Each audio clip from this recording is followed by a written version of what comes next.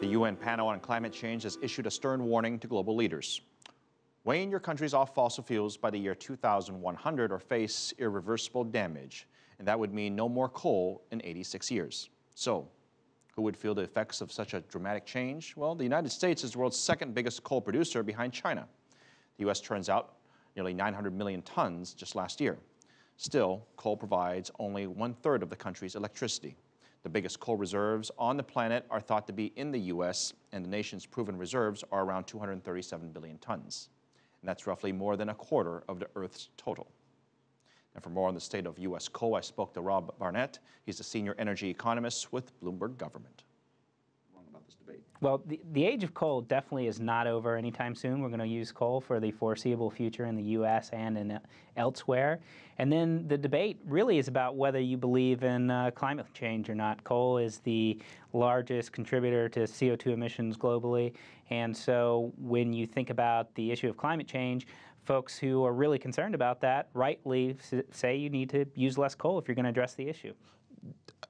I'm sorry, does it matter if any of us believe in climate change if governments are already pursuing the policy assuming there's climate change? I mean, ultimately, the coal manufacturers, the coal producers have to follow on what sort of their home government is doing, right? And that's absolutely right. Yeah, I mean, at this point, but I don't think that the consensus is there within the government, at least in the U.S.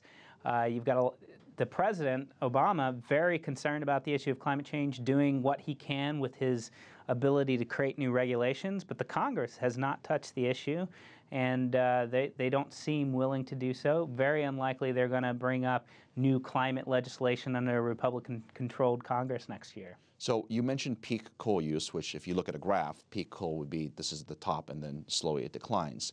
In the recent agreement between the United States and China, this bilateral sort of energy meeting they had, there was an agreement to say that China would ultimately reach its peak coal use sometime at the end of this decade or early next decade. Tell us more about why that is significant.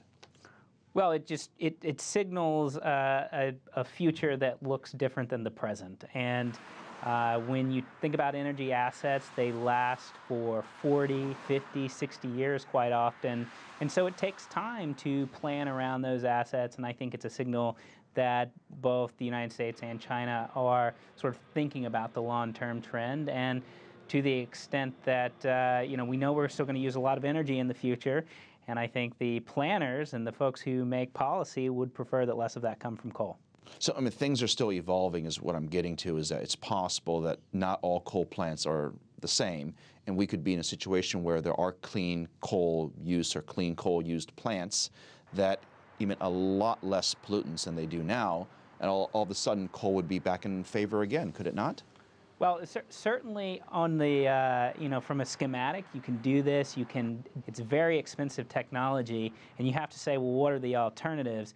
When you add all of that remediation technology to the coal plant, the economics aren't so favorable. You even look to wind and solar, which compared with, say, natural gas might be expensive in some markets, but coal is definitely expensive with carbon capture and storage or some of these other equipment added to it. There has been some controversy as well down towards India. They have said that they will continue to use coal. In fact, they're adding more coal plants as they go along, and one of the reasons they cite is because it's purely just about economics. A large swath of the country doesn't have access to, for example, electricity. Therefore, coal power plants are the most efficient way to get electricity to those who need it. But there are many around the world who say, wait a minute, we just explained how this is bad for the air. How do we balance those two things out? Well, I think the economies of scale are what you're getting at. The classic way of thinking is you build one big, massive coal plant and you distribute it to the masses.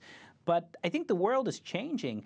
When you look at a place like India, when you look at places that maybe don't have existing electric infrastructure, the equation isn't the same that it used to be. Think about a rural village in Africa where you'd have to build the transmission network, the distribution network. All of those things have costs too.